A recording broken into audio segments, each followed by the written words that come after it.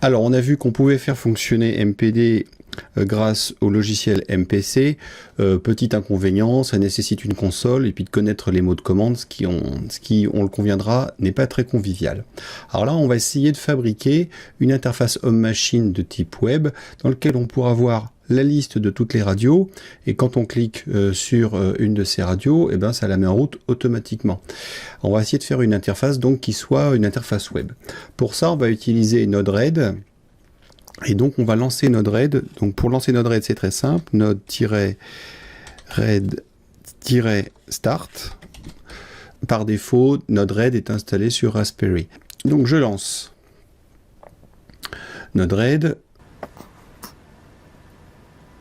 Voilà, c'est fait. Et on voit, il nous l'indique ici, Node-RED, il est accessible à cette adresse-là, donc pour cette machine 192.168.5.43 sur le port 1880. Alors on va lancer donc utiliser le navigateur et on va aller sur ce port-là, donc 192.168.5.43, port 1880. Là, c'est Node-RED qui rajoute ça tout seul. Alors, sur notre interface de développement, on retrouve donc à gauche les nodes que l'on peut faire glisser sur notre feuille de développement, qui s'appelle un flow, un flux. Et ici, on a deux onglets debug et info. Quand on clique sur un node, on a dans la partie info une petite aide en ligne avec des liens hypertextes si nécessaire, qui renvoient sur un site web pour plus d'informations.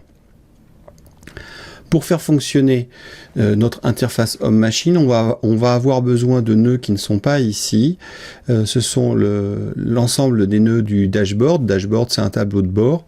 Et puis, on va rajouter un nœud aussi qui permet de se connecter au serveur MPD pour lui envoyer des commandes. Comment on fait ça? C'est très simple. On va dans le menu ici et on va dans le Manage Palette. Palette, c'est la boîte à outils. On va aller dans Install et ici, on va taper MPD. Il interroge la bibliothèque des nœuds qui est en ligne et donc il nous en trouve un qui s'appelle Node-RED Contrib MPD. Donc on clique sur le bouton Install, ça va le télécharger et l'installer et le mettre à disposition. Voilà, c'est fait. Donc vous voyez, ça a rajouté ici un nœud MPD. Ce nœud-là va permettre de, voilà, sysnode output the statut. Donc en fait, celui-ci, c'est juste un nœud de sortie qui indiquera le statut du serveur. Chaque fois qu'on fera une opération sur le serveur, on aura ici, à la sortie de ce nœud-là, les informations du serveur, ce qu'il a fait. Et il y a un deuxième nœud MPD ici, qui lui possède une entrée et une sortie. Donc ce nœud-là, lui, va prendre en entrée les commandes que l'on veut envoyer au serveur MPD. Donc c'est là qu'on va lui envoyer play, stop et les différentes informations pour obtenir la playlist ou la modifier. Avec ça, on va être capable de voir déjà si le serveur MPD fonctionne. Alors je vais donc prendre un nœud d'injection, je vais prendre ce nœud-là, voilà, et un nœud de debug. Voilà, je vais faire la liaison entre tout ce petit monde, voilà. Alors quand on lit la doc en ligne, là vous voyez il y a un lien hypertexte qui nous renvoie sur la référence de MPD pour savoir quels sont les mots-clés que l'on doit envoyer à l'entrée, quels sont les messages que doit recevoir MPD out pour pouvoir réagir. Donc je vais ouvrir ça dans un nouvel onglet. Et puis là, le site nous explique un petit peu tout ce qu'on peut faire. Alors moi, ce qui m'intéresserait, c'est d'avoir la playlist qui est enregistrée dans le serveur MPD. Et on voit qu'il y a un lien The Current Playlist. Alors quand on lit les choses, il y a une information playlist. Display the current playlist, ça nous semble pas trop mal, mais il y a une note qui nous dit do not use, instead use playlist info. Bon, alors allons voir playlist info. Donc c'est ici. Ça va afficher la liste de toutes les chansons de la liste. Voilà, et on peut préciser en supplément les informations sur le point de départ, le point d'arrivée ou le numéro de la chanson. Nous, ça ne nous intéresse pas, on va juste taper playlist info. Donc je prends ça, pour pas faire de faute d'orthographe, je fais un CTRL-C, un copier. Et donc je vais injecter dans le MPD ici ce mot-clé-là. Donc je double-clique sur mon nœud d'injection et dans la payload, donc dans la charge utile, au lieu de mettre l'heure actuelle ou le jour actuel, je vais mettre une chaîne de caractères et donc cette chaîne de caractères, ça va être playlist info. Je vois que j'ai un petit triangle orange ici, ça veut dire qu'il me manque un paramétrage pour MPD out. Effectivement, je ne lui ai pas précisé où se situait le serveur MPD. Donc je vais cliquer sur le petit crayon ici pour ajouter un serveur. Par défaut, il me propose localhost sur le port 6600. C'est pas trop mal puisque en fait Node-RED est hébergé sur le même serveur que MPD, donc en localhost ça fonctionne. Et vu que je n'ai pas modifié le port par défaut de MPD, MPD fonctionne par défaut sur le port 6600. Donc on ne change rien ici, on dit OK, le petit triangle orange disparaît et je vais déployer mon flux. Voilà, et je vais donc, quand je vais cliquer sur ce bouton-là, je vais envoyer l'information playlist info et effectivement, dans ma fenêtre de debug, je retrouve un tableau qui contient des objets. Donc le premier objet, il est ici, le deuxième objet, il est là, et ainsi de suite. Et chaque objet possède la propriété file, avec donc le lien hypertexte qui permet d'aller vers le fichier MP3. Pose, c'est la position dans la playlist, donc là c'est la position 0, et en plus il y a un ID donc pour chaque élément de la liste, il y a un identifiant unique. Bon, bah, c'est pas trop mal. Maintenant, là, ça s'affiche ici. L'idée, c'est de faire une interface homme-machine où, évidemment, on ne voit pas tout ce code-là pour l'utilisateur, qu'il est juste une page web dans laquelle apparaîtrait, d'ailleurs, juste le nom des fichiers. Pour ça, on va rajouter des nœuds spécifiques qui permettent de faire un tableau de bord. Donc, je vais aller ici, je retourne dans Palette, et la série de nœuds qui m'intéresse, c'est Dashboard. Donc, je tape Dashboard. Il m'en propose plusieurs, et celui qui m'intéresse, c'est celui-ci. Node-RED Dashboard. Node-RED-Dashboard. Donc, je fais une installation de cette série de nœuds. Alors ça, c'est un peu plus volumineux, c'est un petit peu plus long à installer hein, que celui qu'on a installé tout à l'heure. Voilà, puisqu'en fait, il installe tous ces nœuds-là. Je fais Down. Alors, des fois, il le rajoute comme ça, là, il ne l'a pas fait. Donc, il faut rafraîchir la page pour qu'il recharge la palette et que on puisse avoir apparaître. Donc là, maintenant, il y a un nouvel ensemble qui s'appelle Dashboard et qui contient plein d'éléments. Donc ça, ce sont tous des éléments que l'on peut mettre dans un tableau de bord. Donc on peut mettre des boutons, une drop-down list, là, donc une liste déroulante. On peut mettre des interrupteurs, des sliders. Il y a même un color picker, on peut fabriquer des formulaires. Et puis, il y a un élément assez intéressant, c'est le template, qu'on va d'ailleurs utiliser. Template, en fait, c'est un squelette de page web que l'on va pouvoir compléter avec le message .payload qui ressort de l'élément qui rentre ici. Donc, je vais faire rentrer la sortie de MPD-out là-dedans et je vais pouvoir l'exploiter. On se rend compte que le fait d'avoir glissé template dans ma feuille de travail, ça a rajouté un onglet ici qui s'appelle Dashboard. Dans Dashboard, finalement là on va pouvoir définir le tableau de bord, autrement dit la page web. Donc ici on va l'appeler Web Radio.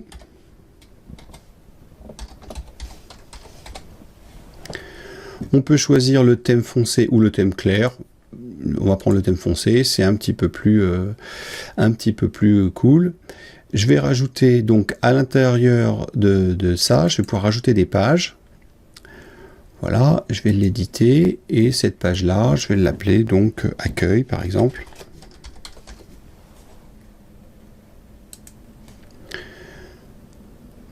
Et à l'intérieur de ça, je peux rajouter des groupes. Ce groupe-là, je vais l'éditer et je vais le nommer donc liste des radios. Et cette liste des radios, je vais la faire assez large pour qu'on ait la place pour écrire, donc je mets une largeur de 12. Je fais ma mise à jour, je double-clique là-dessus pour le paramétrer et je vais lui dire qu'effectivement le contenu se mette dans le groupe que je viens de fabriquer. Je ne change rien, je vais juste voir ce que ça donne. Donc je déploie ça. Et super, c'est déployé, mais maintenant, elle est où ma page web? En fait, quand on lit la doc, on nous explique que la page web, elle est accessible à la même adresse que ici. Donc là, je vais carrément la copier. CTRL-C, auquel il faut rajouter, donc après le slash, les lettres U et I comme User Interface. Donc CTRL-V et je tape UI. Et j'arrive ici dans ma page, donc elle s'appelle bien Accueil, et j'ai bien un bloc liste des radios. Là, il n'y a rien dedans, tout simplement parce que j'ai pas encore cliqué sur le bouton ici depuis que j'ai fait la mise à jour, et que donc là, on voit bien, il n'y a rien. Donc je vais faire un coup de playlist info, ce qui fait que la série d'objets est ressortie ici. Et là, oui, on voit bien qu'il y a des choses, sauf que comme ce sont des objets, il me marque objet, objet, objet, objet, objet. Il va donc falloir faire une exploitation du message.payload pour extraire les éléments qui nous intéressent du message.payload et les afficher. Et c'est ce qu'on va voir maintenant. Comment on fait ça? On voit par exemple que là, il y a des attributs un peu spécifiques, ng-bind-html, et en fait, ng, ça veut dire que on peut utiliser une bibliothèque de script qui s'appelle AngularJS, et AngularJS, ça permet de modeler le template à partir de données qui rentrent dans le template. C'est-à-dire qu'on va pouvoir exploiter les données du msg.payload et les intégrer dans le template. Alors je vais effacer ça. Moi je voudrais faire un tableau qui contient sur chacune des lignes la liste de mes URL. Ça veut dire qu'il va falloir que dans le message.payload, j'utilise pour chaque objet la propriété file et que je retrouve la propriété file. Donc là je vais faire un tableau. Donc en HTML, un tableau, on tape donc table. Une table, elle est constituée de lignes, donc c'est TR, comme table row. Et à l'intérieur de la ligne, on trouve des cellules, donc ça s'appelle TD. Voilà. Donc là, si je tape, par exemple, radio, je fais down, je déploie, je regarde ici, effectivement, ça marque bien radio. Donc l'idée, ça serait non pas que ça soit statique avec marqué radio comme ça, mais que dynamiquement, on puisse récupérer les données qui sortent du MPD out pour pouvoir les mettre dans le template ici. Alors, AngularJS possède une fonction extrêmement intéressante qui s'appelle ng-repeat. Donc je tape ng-repeat. Et là, il faut préciser ce que l'on veut répéter. Alors en fait, ça veut dire quoi ça, ng-repeat? Ça veut dire que ma ligne tr va se répéter plein de fois, ce qui rajoutera des lignes à mon tableau. Alors, quelles sont les conditions de répétition? Alors c'est là que c'est un petit peu compliqué à comprendre. Je vais créer un objet que je vais appeler radio et que je vais aller puiser à l'intérieur du message.payload. Donc radio in msg.payload. Alors, qu'est-ce que ça veut dire ce truc-là? En fait, on voit que message.payload, c'est un tableau qui contient des objets. Eh bien, je vais aller répéter pour chaque objet, et là je le nomme radio, qui se situe dans mon tableau message.payload. Ça veut dire qu'à la première ligne, il ira extraire ce premier objet-là. Quand il a fini, il va répéter l'opération en allant chercher cet objet-là, et ainsi de suite, jusqu'à la fin du tableau. Maintenant, qu'est-ce qui m'intéresse dans mon nouvel objet que je viens de récupérer? Donc mon objet va s'appeler radio. Eh bien moi, c'est la propriété file qui m'intéresse. Donc ici, il faut qu'il arrive à extraire de l'objet la propriété file et qu'il me la mette ici. Alors dans Angular, quand on veut faire extraire la propriété d'un objet, on le met entre deux accolades.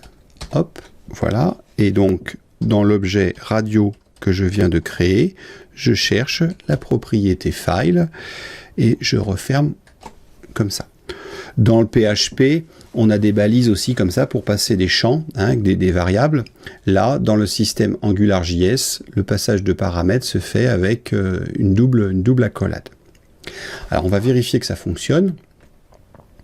Je mets à jour, je déploie.